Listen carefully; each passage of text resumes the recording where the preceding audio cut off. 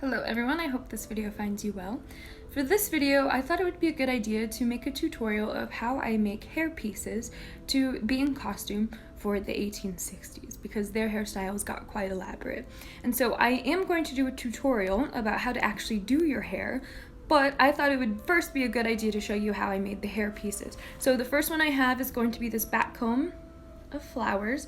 I'm going to hand paint these flowers, as you can tell by my dirty hand. I already did it. I'm going to show you how to hand paint these flowers and how to put it all together. And then I'm also going to show you how to make one of these ribbons here. It's got flowers on it and a pin to where we can actually connect it to our hair and then have a bit of the ribbon that dangles behind. So if you have an interest, just stay tuned and we'll get right into it. So to start out making our hairpiece, you're going to need one bunch of fake flowers. Mine are hydrangeas. And then you're going to need just a simple watercolor set. Mine's pretty cheap, pretty accessible. And then I did pick off a flower and I tested it out before I started painting the rest of mine. So I highly suggest you do that just to make sure that the type of fabric or whatever product your fake flower is made out of will accept that watercolor well. You're looking for something that will absorb it, will still be able to work with, but then when it dries, it should look awfully matte so it stays realistic. So, as you see, I picked off all of my flowers from my bunch. If you noticed, I have some stems between the flowers that actually keep them as a pair. I actually chose to do that on purpose because I'm going to use that to my advantage later on when I actually connect the flowers to the back comb. If you happen to purchase flowers that don't have that stem to connect pairs, that is perfectly acceptable. That is just fine. You will just have a little bit more work to do when actually connecting it to our back comb, but it might work in your favor. You might like it better that way. So don't worry if that is the case for you. So as you see, as I'm working with my flowers, I chose to do a reddish color, but I want to make sure that these flowers remain natural looking. I don't want them to look like a person went in and changed them. I want it to look like I just walked outside and picked these flowers. So the best way to do that is to keep your colors a little bit muted to where they're not too crazy bright. And so what I did is I mixed the black with my red and then I just diluted it down with water. So I would recommend when you're first laying down your color on your flowers that you either start on the outside edge or in the middle, because the first thing you lay down is going to be the first thing that really dries. And so if you happen to leave it accidentally a little too long and it dries, you don't want just one random patch of color right in the middle of the petal, but it will look okay if it's on the outside or the center. So that's what I'm doing. I'm just working from either the center or the outside, and I'm bringing it towards the center of the petals. Now, it's quite easy. Watercolor is a pretty forgiving paint, so you don't have to worry about messing up too much. It's my opinion that Mother Nature is an artist, and if she is, then she's an abstract artist. You notice the prettiest and the most unique things out in nature look a bit abstract, like something happened maybe by accident or so. So it is okay for your flowers to not be perfect. It's perfectly acceptable, and I bet they'll look just as beautiful even given these mistakes. So as you see here, I did start to add a little bit more black to darken them up, and if I didn't like it, all I had to do is just dilute it down with water or mix it a little bit more with my red until it turned into a color I like. And then of course when it dries, it'll end up looking a little lighter as well. I do recommend to stick to watercolor. I would not do acrylic paint because, like I said, we want these flowers to look natural, and the acrylic paint, one, will be harder to work with because it dries faster, and two, it will dry and it'll look kind of shiny and it'll look sort of plastic, and we do not want that.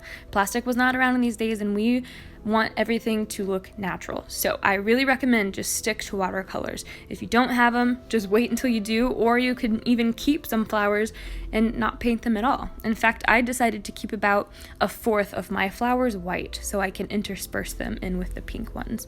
So it's really up to you. You don't even have to paint your flowers. I just thought it would be a fun way to pass time and to add a little bit more dimension and beauty to what I was already working with. So you can absolutely do that and it will be just fine.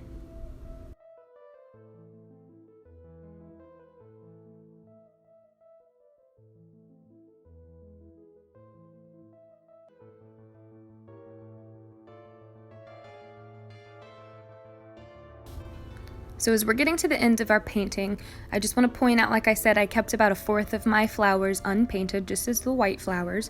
I also kept about 8 total of single flowers. So all in all, I believe I ended up with 6 painted single flowers and 2 single white flowers. Those are important because we're going to use those later to glue to our ribbon. So you can consider what ratio you want, but that's the ratio that I chose.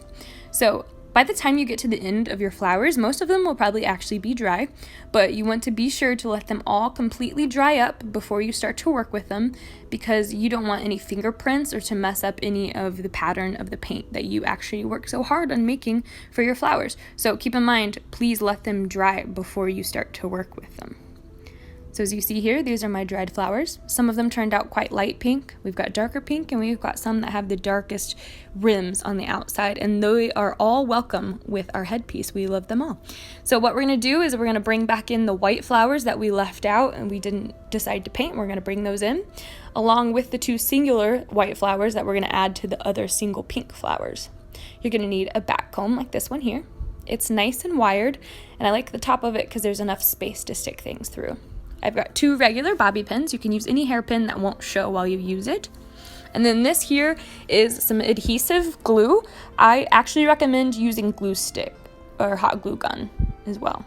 And then here is our pieces of ribbon. So I've got 2 about 1.5 foot long ribbons. So we're gonna start first with our back comb. So we're gonna grab that, and we're gonna grab our flowers that are in our pairs. Now all you have to do is use that artificial stem, and you're just going to slide it through each individual tooth of our back comb. So the only way that you can do to keep it actually secure is just keep your back comb upside down like I have here. And we're going to just stick in our flowers in any sort of pattern that you'd like. I just pop in some white ones every once in a while wherever I think I need it. So you don't have to worry about your flowers falling out, because your hair and the back comb itself is actually going to keep those nice and tucked in to your hairstyle. So don't worry about those falling out. I kept mine temporary like this because I play a lot of characters, and I might play a character that doesn't need all these flowers in their hair, or it might not be appropriate to be so extravagant. But if you want yours more permanent, then that's perfectly fine. You can glue them there. Actually, the folks who have just single flowers, I would recommend just hot gluing them to the end of your back comb, and you'll have the same sort of effect. It'll just be permanent, which is completely fine, of course. So this is what it looks like. Looks very good. Pretty boisterous, if you ask me. Perfect. So now we are actually going to move on to the ribbons. So it's important first, oh look, I forgot to put a white one in. So it's important to do your ribbons with these pins here. So what I do is I take one end of the ribbon and I slip it through the bobby pin just like I would with hair, just like this. And I want a little bit of a tail that's left over on the other side so I can fold it over. So I'm going to do the same thing with the other pin. And then when I have those all fixed up, I'm going to take my glue. I'm going to use my adhesive, but you can use your glue stick or your glue gun. And we are going to glue our ribbon and fold it over that bobby pin so it's actually nice and secure. We want our bobby pin to actually hide in our hair while we're wearing this look. So a part that will help that is this ribbon here at the end will actually cover the bit that you could see that would show. So we're going to do that on both sides, and we are going to let this completely dry before we add any of our flowers to it. So my adhesive worked just fine for this part, but it didn't work for actually gluing the flowers. So I definitely recommend having your hot glue gun for this part. So all you need to do is take your individual flowers. I ended up choosing 3 pink and 1 white for each ribbon. And you're just going to glue them to the very top of your ribbon here. And so I found, after working with it and moving them about, that I liked it best when the flowers sort of pushed each other's petals up and bunched it up and made it look a little bit fuller. So that's what I ended up doing here. You might not like that. It might not be the way that you prefer yours, but that's how I like mine. It's most accurate, I believe, to what they did in 1860s, so that's how I'm going to keep mine. And so I still, again, want these to look as natural as possible. So these fake flowers had a little bit of a center in the middle So I tried to keep those as much as I possibly could. They were falling out since I pulled it off the stem, but I did my best. If you notice, there is no center in the very top pink one, so when I'm finished gluing all my flowers down, I'll add that center because I want it to look as natural as possible, because this is going to be around the side and front of my head, so it'll be pretty obvious to anyone that's looking. So we're just going to try to keep this as accurate as we possibly can.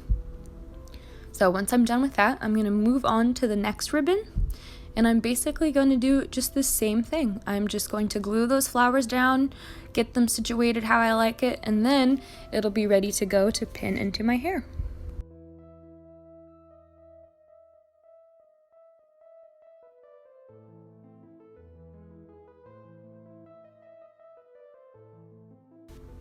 Okay, so we're just wrapping up. We're gonna get these last flowers glued on.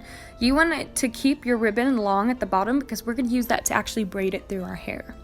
So once you've got that finished, we should end up with our 2 flower ribbons and our back comb. And if you'd like to, I'm gonna make a video showing you how to actually put these in your hair and make a historically accurate hairstyle for 1860s. So thank you so much for watching. I hope you all loved it, and enjoy.